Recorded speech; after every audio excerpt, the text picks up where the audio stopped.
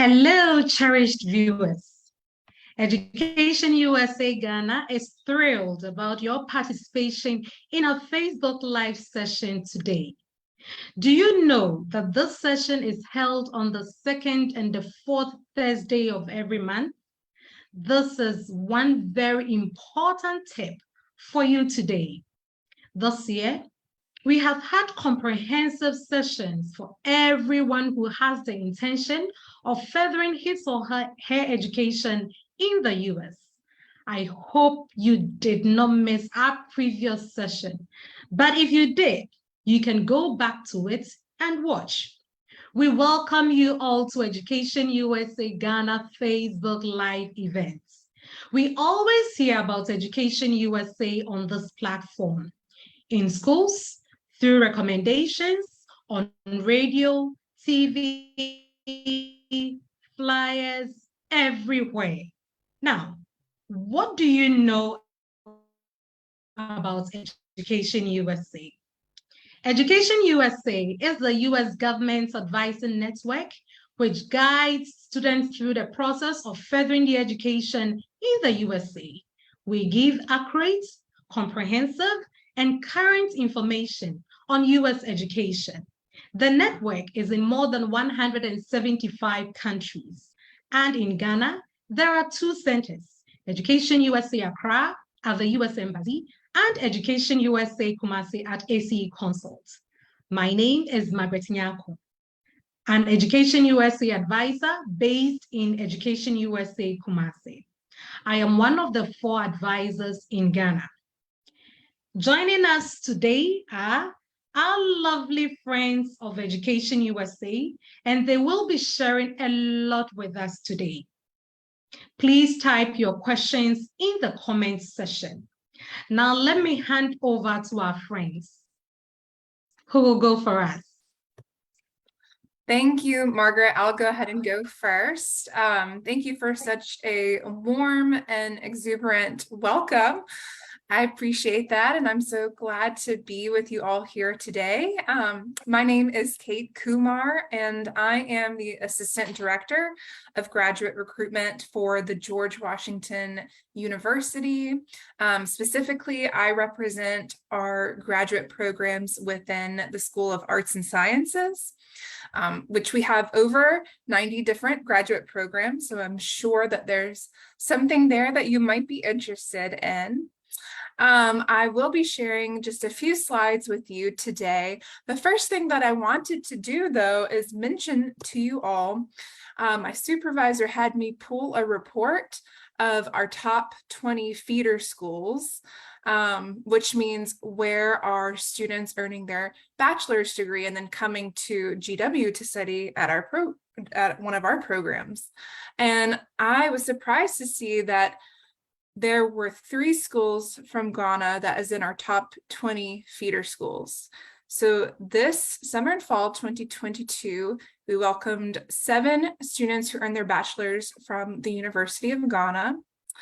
And then we welcomed 6 students who earned their bachelor's degree from Kwame, excuse me if I say this wrong, Kwame Nkrumah University of Science and Technology.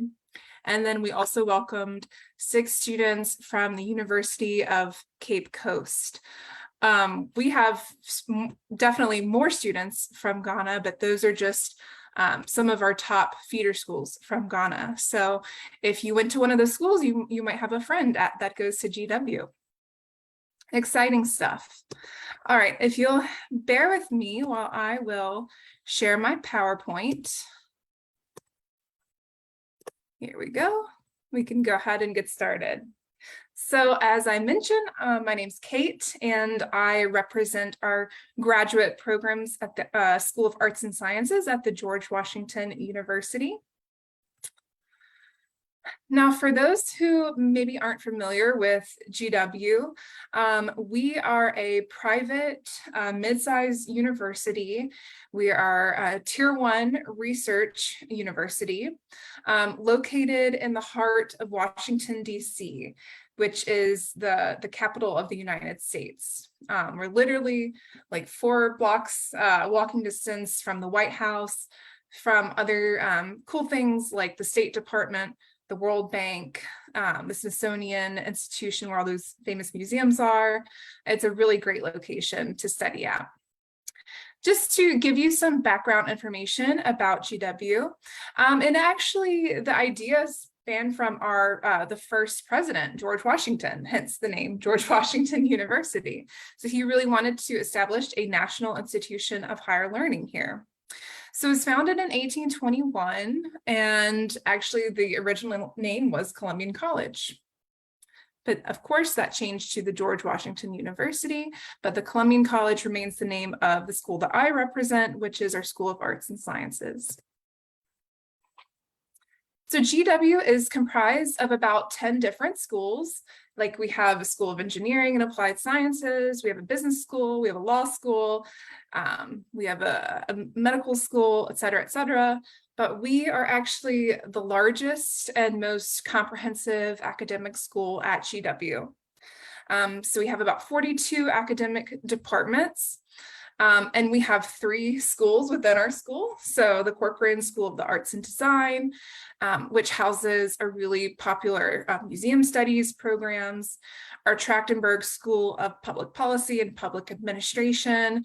We are very well known for our policy programs, and then our School of Media and Public Affairs. We have about 8,000 undergraduate and graduate students, 28 research centers, nearly 500 full-time faculty, and we have a lot of alumni globally, so you'll always be in good company, no matter where you end up after studying at GW. Okay, so just to break that down a little bit further, we have about 2,800 graduate students across about 90 different programs. These programs include graduate certificates, master's programs, PhD programs, and PsyD. Now, I should mention that if you are going to be an international student studying on an F1 visa, you typically would need to at least be enrolled in either the master's, PhD, or PsyD, because your visa would stipulate that you would need to take more credits than what the graduate certificates offer. But a lot of our international students like to enroll in a master's degree.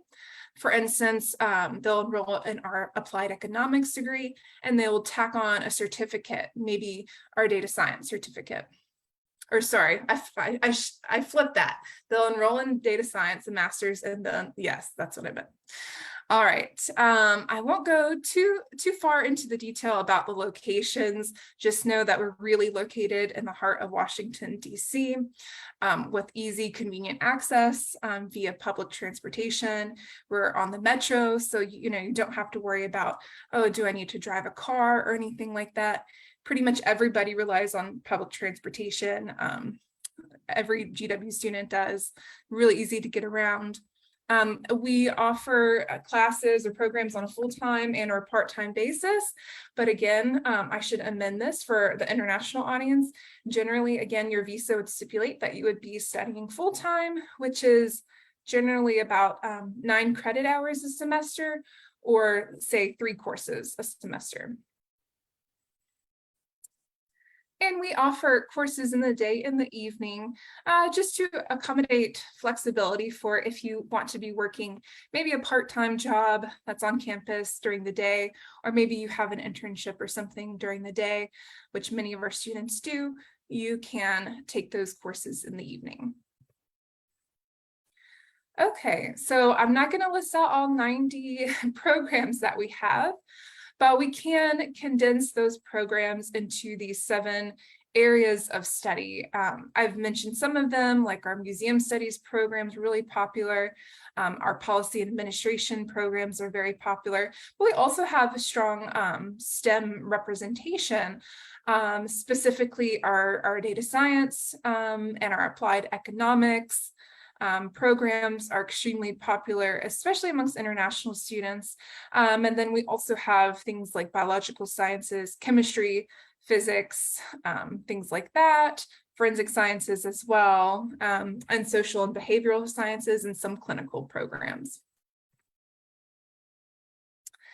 So, one thing that many students state that the reason why they like studying at GW and the reason why they wanted to come to GW is just for all of the opportunities that being set in that unique location gives you that advantage. So here is just a list of some organizations that our students like to avail internship opportunities. As I've already mentioned, the State Department and World Bank is literally within walking distance of our campus. Deloitte is only one metro stop over. Smithsonian is also pretty close by, so it's really all right there. I also wanted to mention, because I think it's important if you're not too familiar with the visa process and what you can do as a current student and that sort of thing. You as an international student, if you're studying on an F1 visa, you would get after 1 year what's called Curricular Practical Training, or CPT is what we would call that.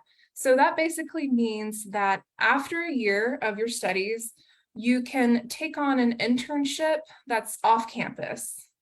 So within your first year, you would probably need to just work a part-time job on campus, but with that CPT, after that first year, you would be able to take one of these internships that's related to your program, but that is not affiliated with GW, to get you that, important experience that everybody wants. And if I'm mentioning CPT, I should also mention OPT. If you're not familiar with OPT, and this is sort of a little tangent from talking about the application checklist, but optional practical training means that after you graduate, you can stay in the area in the United States for at least 1 year, depending on the program. Now, if you're in a STEM designated program, like applied economics, like data science, like chemistry, anything like that, you actually get to stay in the States up to 3 years, I believe, on OPT. So just something to think about, as well as many of our students do avail their OPT, and they like to stay and work in the DC area once they graduate, if they can. Okay, so just to go over some of the common application components, these are really standard, I would say, within GW, but also, more broadly for schools in the United States in general. So of course, we're looking at your resume, and I would say with your resume, you want to highlight any academic, say like papers that you've published, highlight any kind of volunteer opportunities or any time that you've done like tutoring or mentoring or something like that, especially if you're interested in maybe applying for a graduate assistantship or teaching assistantship. Reviewers will definitely want to see any kind of experience that you had that kind of is in line with that. Now, your statement of purpose is usually for us about 250 to 500 words, and what we're looking for there is sort of, why are you applying to GW? What are you going to bring to the program, and what do you plan to do with your degree? Your statement of purpose is really a chance for you to expand and to hit on some things that we can't see in your resume or your transcript. So try not to reiterate too much that, you got good grades, because we can definitely see that in your transcript. Try to expand a little bit more and be as specific as possible. If you've looked at faculty profiles on our website and you see faculty that you're interested in working with, definitely mention that in your statement of purpose. Again, you just want to tailor it as much as possible to the university that you're applying to. Transcripts, so we need all of your transcripts from every institution that you've attended for the application process. For GW, that can be unofficial transcripts. Those would be sufficient for that time. Letters of recommendation. Generally, we are looking for academic references or someone who can speak to your capability to succeed in the particular program that you're applying to. One thing I want to emphasize is that, it's not as much about the title of the reference. It's more about how well they know you, and again, can speak to your capabilities to succeed. These other things are not for every program. The GRE is a standardized test that is commonly required in the United States. Recently, it has been getting waived for many of our programs. So you definitely want to take a look, though. You know, these application requirements do vary program to program. So you'll want to see whether the program you're applying to, you know, requires it or not, because you might not be familiar with the GRE. And it's definitely something that you would need to take some time to, you know, get some prep books and study for. Maybe you'd even want to take the GRE twice just to see if you can get better scores, that sort of thing. One tip, sort of insider tip I can give you is that, you know, the two application components that tend to hang our applicants up would be the letters of recommendation and the GRE. So don't let those hang you up from submitting a complete application on time. So why do the letters of recommendation hang you up? Well, generally, if you think about it, people that you're asking to write a letter for, they might be getting that same request from 90 other former students. So you would want to give them, you know, ample heads up, ample time for them to submit their letters. The letters come directly from them. They don't come from you. So you're really beholden to when they submit the letters. And why do the GRE scores hang people up? Well, it's important to know that we need your official GRE scores, and those take about 2 to 3 weeks to arrive electronically. So, you know, you'd want to schedule the GRE at least, I'd say, a month before the deadline. And if you're planning to take it twice, you know, then definitely well in advance of the deadline. Okay, so we get this question quite frequently because, again, we have so many program offerings and people are often interested in more than one. So you can definitely apply to more than one program. You have to submit an application for each program. That's all I will touch on there.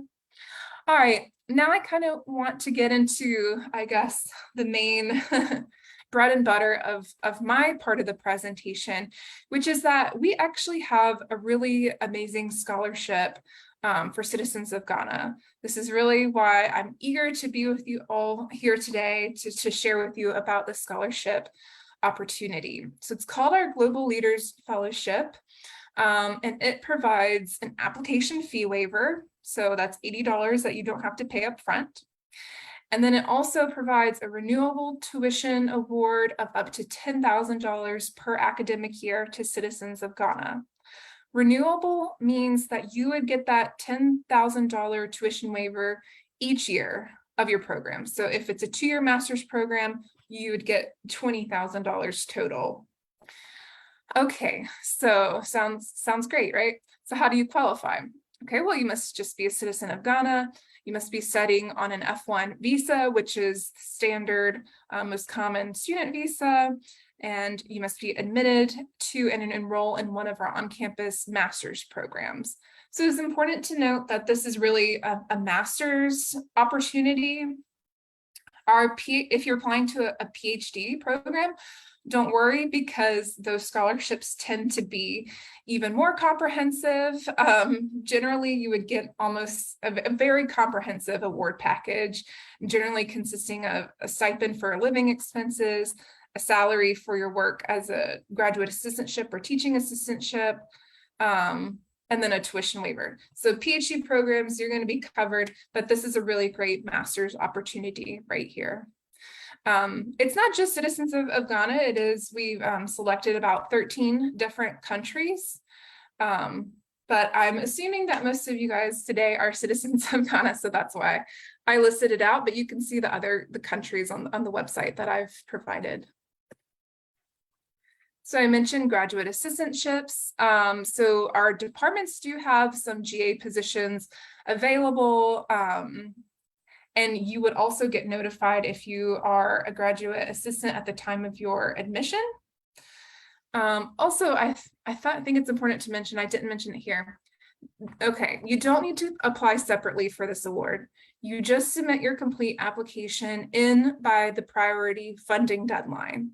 For most of our master's programs, that's February 1st. Okay, so it's easy to be considered for, right? You just submit your complete application by February 1st. Keep that in your mind as the main takeaway from my presentation. I just wanted to note quickly that we have current students who are graduate ambassadors. They are available to chat with you over email, or you can set up a virtual meeting with them, and they can really give you the inside scoop as to what life is like as a GW current student. So there is their email address if you'd like to get in touch with one of them. And then I have just left some links, handy links for you guys. Of course, all of this can be found on our website as well. We do have upcoming information sessions where you can hear more about the program specifically. We do have one-on-one appointments if you'd like to schedule with, either myself or my colleague. So definitely save some of these links. And I will also chat to you my email. Oh no, here it is, actually, sorry. This gradccas@gwu.edu.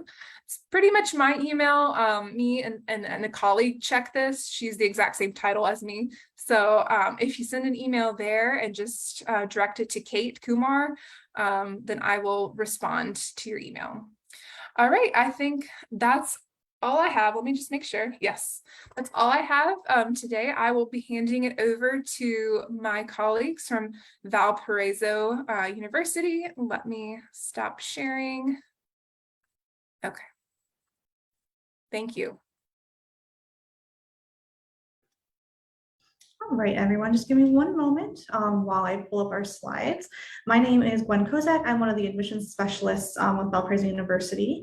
And I'm Jordan Billings. I'm another admissions specialist here at Valparaiso University. All right, so I'm going to pull up our slides.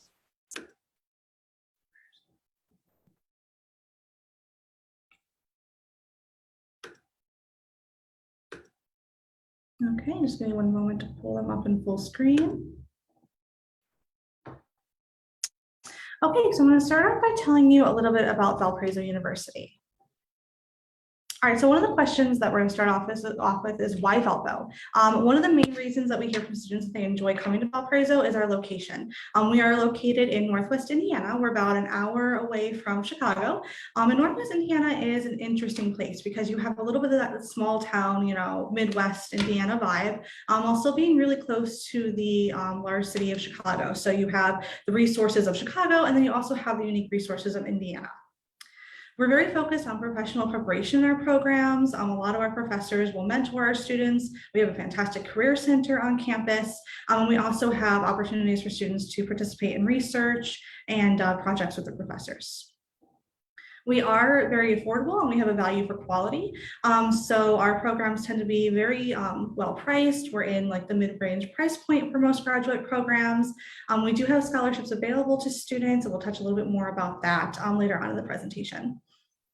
We have various different campus resources. As I had mentioned, we have our career center. We have a fabulous writing center that students can go to for help with writing their papers and research and things like that. You can have online or in-person meetings.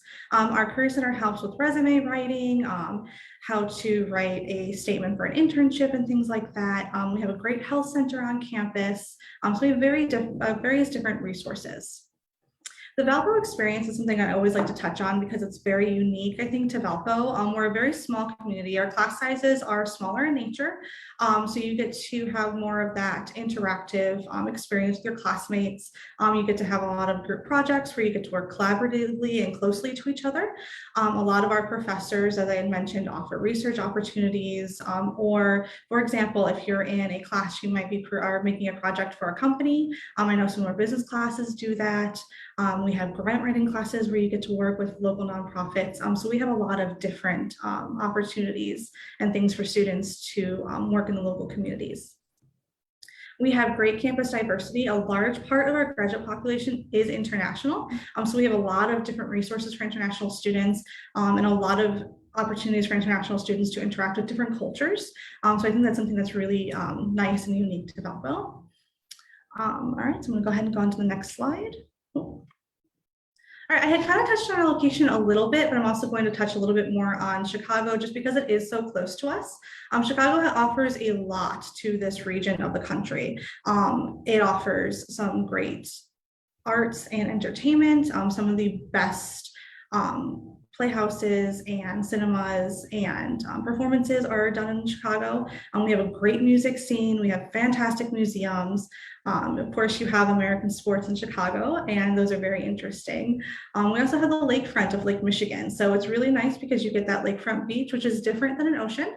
It is smaller and it is a little bit different to experience. And we have many different lakefront beaches throughout Chicago and the Northwest Indiana area. So we have something called the Indiana Dunes, where we have a national park where you can go to the beach. I believe we have 6 beaches in that local park system. Something I would touch on too about Chicago is we have accessibility to Chicago. So I'm assuming most international students, they don't have cars, right? And so we do have the South Shore, which is a train that takes you directly into downtown Chicago. We also have buses that go to Chicago and they go to the airports as well. So if you were to fly into us, you would most likely fly in through O'Hare International Airport, which is located in Chicago. And we have buses that can take you to and from. And then of course you do have options of, rides with friends and Ubers. But most students take our South Shore line. It's about like an hour and maybe a half, add on an extra half hour to take the train. And it's very affordable. I think it's $7 to $10 one way.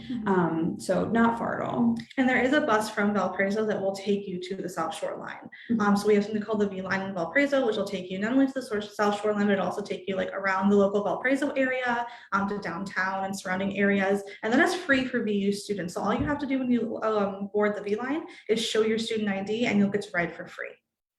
Another thing I'd like to mention, because of our location via flight, we're close to a lot of different areas. New York is only a 2-hour flight. Washington, D.C. is a 2-hour flight. Miami is a 3-hour flight, and so on. So you're able to get to a lot of different places in the United States fairly quickly.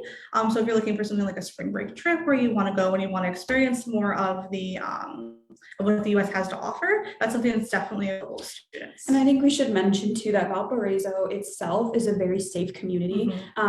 We're a small community, but I say we have like a large feel in a sense. We have our own downtown area. We have our own parks. Like Gwen mentioned, we have Dune National Park. So there is a lot to do here in Valpo if you're not wanting to travel into downtown Chicago. So it is a small but large feeling safe community. Exactly. And we do have our own police force on campus. So we have the City of Valparaiso Police nearby, but we also have our own police station here on campus. All right, so I'll talk a little bit more about Chicago. The population of Chicago is about 2.7 million, so it is a very large city. It is the 3rd largest city in the US, which means that you have a lot of different things in the area that you'll have access to simply because it is the 3rd largest city. All right, now I'll go a little bit more into Valpo, the campus, and a little bit more about the city of Valparaiso. So the university was founded in 1859. We sit on a campus of about 129.5 hectares. So we are a mid-sized campus with a very small feeling. The campus is very open. There's a lot of areas to walk around. We're not a driving campus, which means that up to a certain point, it's all walking paths. So it's very safe to walk around. You can get to many of our campus buildings very easily.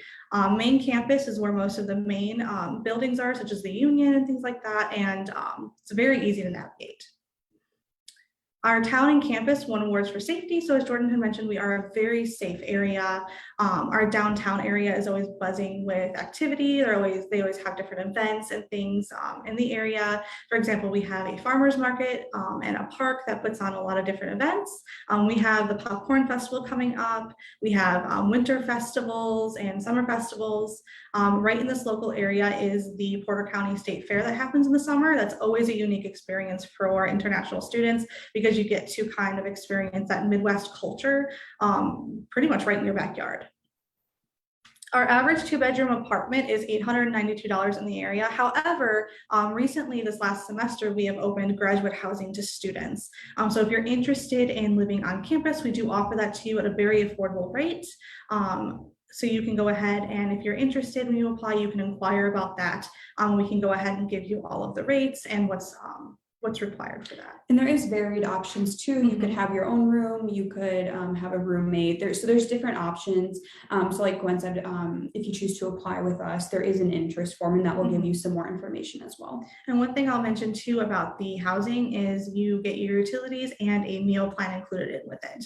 So depending on what type of housing you end up being interested in if you apply, that would be included on your plan. All right, so one of the largest draws to the Valparaiso and Chicagoland area is the fact that we do have a lot of different companies in the area that offer internships, that offer jobs to students, or where students decide to go on their OPT after graduation. So we have things like Google, we have McDonald's, we have Hyatt hotel chains, we have Boeing, we have IBM, and we have Amazon in the area as well. So there's a lot of different places. There's more companies that are listed that are not on this slide. But there's so many different companies. There's no way I can include them all on a slide. And one thing that I will mention is that we do have STEM designated programs as well as non-STEM designated programs. So depending on what you are interested in, you could stay a year or up to 3 years in the United States. And a lot of students decide to go on internships or to do research opportunities after they graduate with those companies. All right, now I will hand it off to my colleague, Jordan. Awesome. So we've been talking a lot about why Valpo, right? So just some things that we like to point out. So, we promote cultural exchange, broadening experience for our students. We really want our international students and our domestic students to really get to know each other and have that exchange, right? And to have that friendship and to build that community. One of the ways we do that is through our Office of International Programs. If you get in contact with us, you'll often hear us say OIP, which is the shortened version for Office of International Programs. So if you apply with us, you mainly work with Gwen and I, but OIP is also the large part, right? They do transfers in and out, they do I-20s, but they also are the main builders of that community here at Valpo. And they do a variety of things. So they actually do like the World Banquet. We do like a Chinese New Year and Moon Festival. We do a Diwali Festival. So we have all sorts of cultures that we represent here. And not everything is listed on this slide. These are just some examples. But they also do events with all of our international students. So they do field trips into Chicago. They do events here in the area. We actually have an event coming up in a couple of weeks for our international students where they're putting on an event downtown Valparaiso for them, and all of you is invited. So that'll be a really good event. So they do all different types of events and connections, but the goal is to build that community, not just with international students together, but with international and domestic and view as a community. You will often hear community used on campus because that's something we really strive for here at Valpo. Okay, so let's get into our programs. So we've divided up our list into our STEM and our non-STEM programs. So our STEM programs are our MSIT, our Master of Information Technology. And if you'll notice too, we also put how many credits the program is and about the length of time that students go. So it could be as short as 18 months, but it could also be as long as 24 months. We have our Master of Analytics and Modeling. That program is data science. Let me clarify our title. We call it analytics and modeling. It is data science. We also have our Master of International Economics and Finance and our Master of Digital Media. So these 4 programs are our current STEM programs. Our non-STEM programs include clinical mental health counseling, a Master of Health Administration, Master of Public Health, English Studies and Communication, Master of Sports Media, Master of Sports Administration, Master of Business Administration, and TESOL. I will say programs that are popular with our international students are all of our STEM programs, but in the non-STEM, a lot of our international students really enjoy our Master of Health Administration and our Master of Public Health, and then our Master of Business Administration. So those are also quite popular. We have really, really great students currently and in the past from Ghana. And I know a lot of our Ghana applicants actually look towards health administration, public health as two of the top ones, but you're certainly not, limited to any of these. So I encourage you to take a look on our website if any of these kind of pique your interest, because that will give you a much deeper description of the program, but you can also see a course listing too of the classes that you would take. Our program pages are quite detailed. Yeah, and one thing that I will mention is if you look at our Master of Business Administration program, it is a one-year program, and because it's non-STEM, you only get 1 year of OPT time. But however, the Master of Business Administration program has adjusted recently for international students who wish to take the program over a 2-year period. They are allowing them to do that within their program. So they're either adding another certificate or rearranging classes. So if that's something that you're interested in, you could definitely inquire when you learn about the program. All right, so what is our cost? So we mentioned earlier, we are priced quite competitively for graduate programs. So we price per credit hour here at the grad school, which is also where we put the amount of credits on that previous slide. So most of our programs are $6.15 per credit hour. However, we do have some select programs that are $7.15 per credit hour. But our average tuition is about $25,000. So that is quite competitive for graduate programs. And for scholarships, all of our students are considered for scholarships upon review of your application. So there is no extra forms, there's nothing extra that is needed on your end. You are automatically considered when you go through the review process. And we do have different scholarships for different programs. So it really does vary by what program you're applying for. However, all students are considered. Yeah, and we do offer work studies on campus. So if getting a part-time job is something that you're interested in, we do offer those for students on our Handshake platform. So that's something you would have access to if you were admitted into a program. You could go ahead and view the work studies. And certain programs do offer assistantships, but those do vary greatly depending on the program. Yeah, assistantships can be a little competitive, just to warn you. So if that is something you're interested in, you would want to kind of jump on that as soon as possible and work with your academic advisor for that.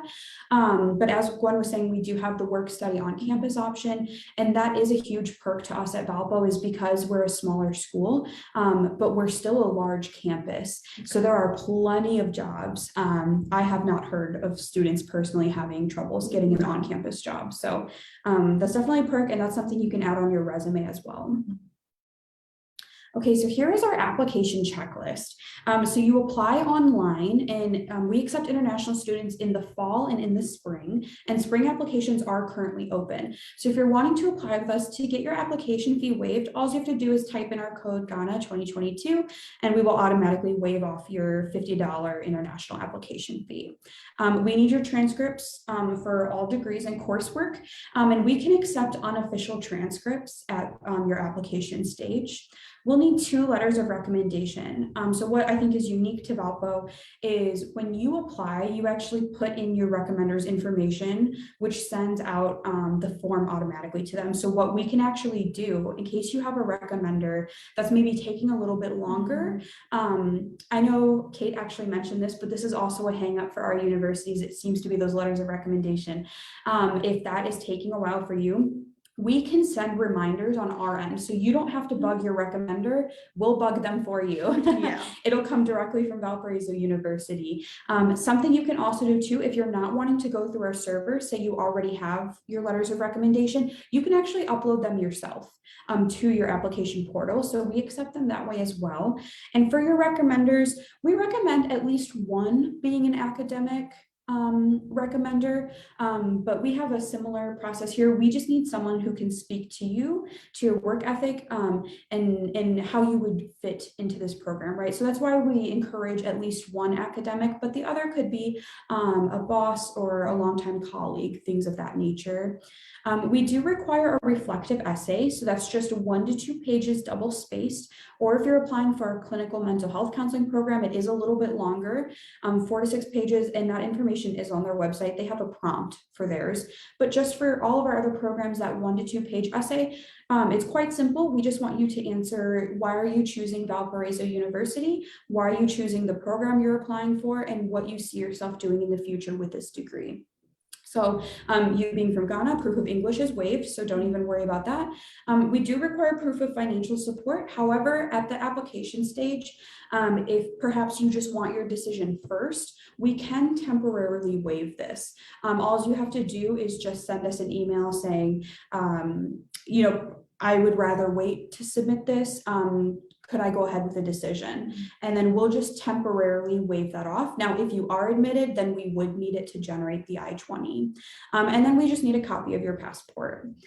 One thing I will mention about proof of financial support is if you are getting that proof of financial support from your own bank statement with your own name on it, then that's enough to submit. However, if someone is sponsoring you, say a parent or maybe an aunt or an uncle or something of that nature, you would need an affidavit of financial support from them just to kind of prove that they are allowing you to use those funds for your graduate education. And if you were to have a hard time getting an affidavit, we actually have one we could send to you as well. So we want to be resources for you as incoming students.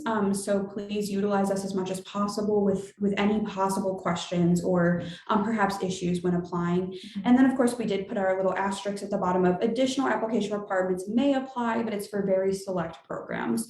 Most of those checklist covers the majority of our programs. And I know we'll have time for questions later, but you can look at the bottom of that screen there, and we have our different social media handles. And then you can also contact us. It's graduate.school@valpo.edu. You can also find that email address on our website too. But please don't hesitate to reach out to us. We are very happy to work with you and happy to help and answer any questions. So thank you guys so much for the time, for letting us speak to you. We're very happy to be here today. Yeah, absolutely. Thank you. That was a wonderful presentation from George Washington University and Valparaiso University. We are so grateful for your time. So we have some questions here for you. So the first question is it okay for graduate students to apply to 2 graduate programs in the same university, or the university will be seen as undecided and be disadvantaged? For us here at Valpo, we actually have a lot of our international students apply for more than one program. I will caution you, if you're choosing to apply to more than one program, make sure that you're writing a reflective essay for each program, because they really look at that when they're reviewing your application. So absolutely you can, you'll just do a new reflective essay. Anything else? The only thing I will mention is you can only be admitted into one program. So where the confusion comes up for us is people think they can be admitted into multiple programs. You can apply for multiple programs, but you can only be admitted into one. Thank you. Judge Washington, do you want to add anything to it? Yeah, sure. So you can apply for multiple programs. That's not a problem. It's not seen as anything negatively reflecting on you, and many students do apply for multiple programs. You can be admitted for multiple programs. However, you'd really have to select only one program. As we really don't have like dual degrees at the graduate stage. But like I said, you can often enroll in a master's program and then add on a certificate program later. Yep. Thank you very much, Kate. But this question is still directed to you. So if a student has dual citizenship, both Ghanaian and American, and has lived and schooled in Ghana all his life, can he apply for the Global Leaders Fellowship? I haven't come across that question with dual citizenship. I believe the answer would be yes still, but I would need to double check on that with my colleagues. And I'm going to just re-chat my email so that we can touch base a little bit later here. And I'm just putting that in the chat. Right. So thank you so much. We were so happy when you shared the information on Ghanaian students studying on your campus. So this question also goes to Valparaiso. Does Valparaiso have any Ghanaian students on their campus? We want to know. Yeah, we Valparaiso. absolutely do. That's a great question. We absolutely do. We have quite a few that just came in with our incoming class. We're still getting numbers right now, so I don't have a hard number yet. We already have a few applicants for spring from Ghana, and we've had students in the past years from Ghana, and we look very highly on our students from Ghana because all of the past students from your country have been very brilliant and very hardworking. So absolutely. Thank you very much. So this question goes to all of you. So what is the highest percentage of scholarship that an international student can get? I think for GW, for our programs, really, if you're applying for a PhD program, that could be as high as 100% coverage. Of course, you have to think that wouldn't be all inclusive of living expenses. Cost of living in DC is a little bit more expensive than maybe Indiana, I can say. But PhD packages are quite comprehensive. At the master's level, really the highest kind of scholarship opportunity would be that Global Leaders Fellowship, which would be, up to $20,000 total. And then potentially you could stack on top of that if you're selected for a graduate assistantship, whether it's like being a research assistant or a teaching assistant, something like that. Those opportunities usually give you a salary for, your work with a professor in a department. So that could potentially be stacked with that Global Leaders Fellowship. Yeah, so at Valparaiso, our scholarships typically cover about 5% of your program, depending on the scholarships. Now, even though our scholarships are typically smaller than are expected, we do offer work studies on campus, we do offer assistantships, and our tuition is very competitively priced. So most students actually find when they're calculating the finances for the university that the tuition cost comes out to about what they had expected an average degree in the United States to cost. Just because our tuition does tend to be lower. So by the time that you add our scholarships, we are very similar to other universities. Right. So we want to know more about internships. How successful are international students in getting internships? I think they're very successful, at least at GW. Really the only kind of time that it can be a little bit tricky is after they graduate and they want to stay in the United States, and then they have to get sponsored by a company, and getting that H-1B visa can be a little bit more complicated and maybe less likely. But in terms of getting an internship, many of our international students are successful with finding internships. Yeah, so for Valparaiso, we have very good success with internships. For example, in our international economics finance program, we recently had a student get hired on an internship at Nestle, which is a candy and chocolate organization in the United States. We had a student last year take an internship with IBM, and then they actually went and got hired at IBM in their home country. So after they had finished their internship, the office in their home country had hired them. So we definitely see a lot of success with our students getting internships. And something too we offer through our career center. If you're struggling finding an internship, they will help you as well. So we don't leave anybody behind. No, and we also have internship fairs fairly regularly. I would say at least once a semester, where students can talk to organizations that come from around the Chicagoland area, as well as Valparaiso that might have offices in other areas as well. Thank you very much. So does writing the GRE give us an added advantage? I will say, well, it depends, right? If the GRE is required, then you have to submit your GRE scores. If it's not required, you're generally welcome to submit your GRE scores if you feel that they are quite strong. Let's say maybe over the 50th percentile or so. But I would say that we definitely have a holistic review process. So it's not like we're just focusing on one thing of your application. We really are looking at your letters of recommendation, your statement of purpose, that sort of thing. So don't feel pressure to submit your GRE scores if you feel like that's something that's just too much time and work to prepare. But if you are taking the GRE because maybe you're applying to programs that will require it, you're definitely welcome to submit those scores if you feel like maybe you made some bad grades and maybe your GRE score is a little bit higher and will kind of help compensate for some of those lower grades that you made. Yeah, our answer would be quite similar. Kate mentioned, in a holistic review process, that means both of our schools are looking at everything collectively, right? And so we also do the holistic review.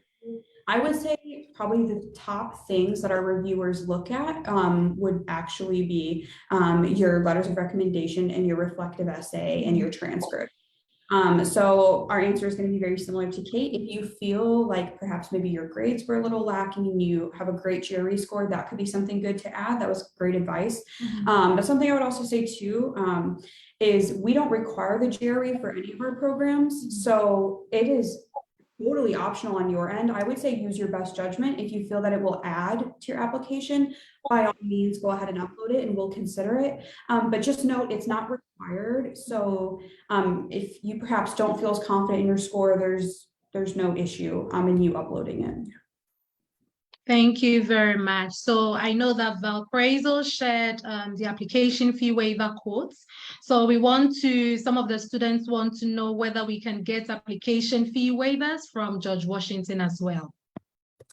Yes, absolutely. I actually didn't come up with an application fee waiver code simply because most of you guys would qualify for the Global Leaders Fellowship, which comes automatically with the application fee waiver. But let's say maybe you don't for some reason, and maybe you're not a citizen of Ghana, or maybe you're studying, maybe you're going to apply to a PhD program at GW. Just reach out to me at gradccas@gwu.edu, and I can manage that with you. I can certainly give you a fee waiver code. Thank you very much. So there is another question here. Will the same application fee be used to applying for two programs in the same school? For GW, generally, because you're submitting two separate applications, that does mean that you would have to submit two application fees. Now, if you are eligible for the Global Leaders Fellowship, you would get both of those fees waived. Okay. For Valpo, because you're attending this session and you have that waiver code, that means if you choose to apply for more than one program, all of them will be waived, right? Just put that in. However, for some reason you forget the code on one of your apps, we'll note that and we'll just go ahead and manually waive off that other fee. So you don't even worry about it. Okay. So what makes a student stand out for you? Yeah, so for Valparaiso, I would definitely say that reflective essay. Program directors weigh in on that quite a bit. They like to review them and see that the candidate actually is interested in their program and interested in not only the program, but the area of Valparaiso as well. So that's probably, I would say, the piece of the application where the applicants can, if they want to make sure that they stand out a little bit extra, they can put a little bit into that reflective essay and definitely have that mean something to their application. Yeah, definitely. I think something similar for GW. If you think about it, I mean, if you guys are applying to be considered for next fall, a lot of your application components are already fixed right now, right? Like your grades already what they're going to be.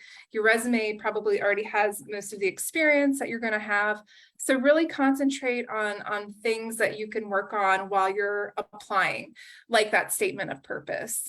We want you to be as specific as possible to why you want to study at GW and that program specifically.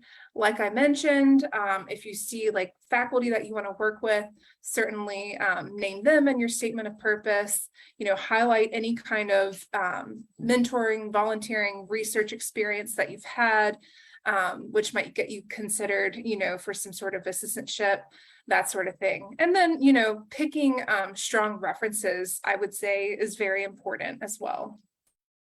Thank you. So does being a teaching assistant or research assistant at a Ghanaian university give students added advantage to getting these same positions in your schools?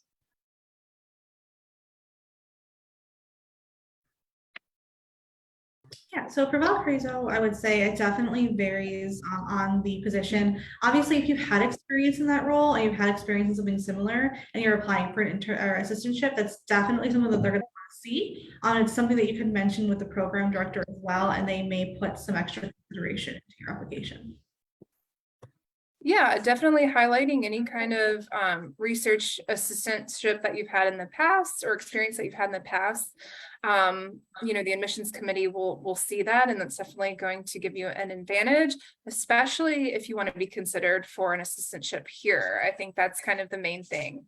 So definitely highlight that on your resume, highlight that in your statement of purpose for sure. Okay, so let's look at this question. What is proof of financial support? Can I apply if I don't have proof of financial support? For GW, you don't need to show any kind of financial documents for your visa until once you're admitted. So that process would come much later, maybe more around March and April that you'd have to start thinking about that. So you don't need to show anything up front while you apply. Yeah, so for Valparaiso, we do have the proof of financial support in our admissions criteria for the application. However, as Jordan mentioned, we can waive that for your application so that you can be admitted. You would simply need to provide proof of financial support before we're able to issue your I-20. Okay, and another question here. Does spring admissions have as much funding as fall?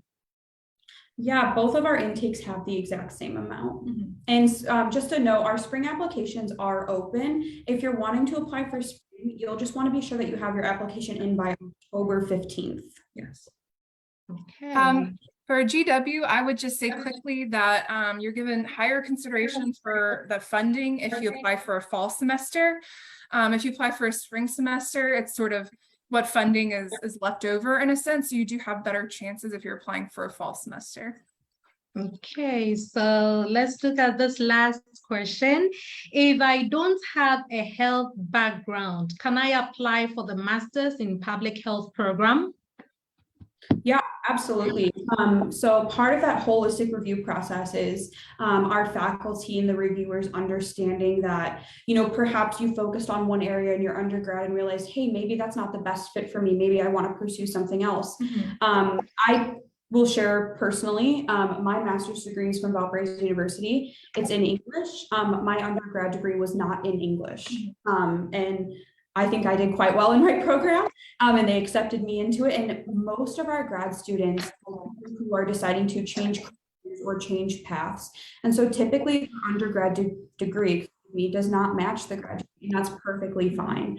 So that's where you would just want to hit in on that reflective essay or / statement of purpose, and just say, I'm changing and this is why I want to pursue public health. So absolutely, yeah, you can apply for any program no matter what your background.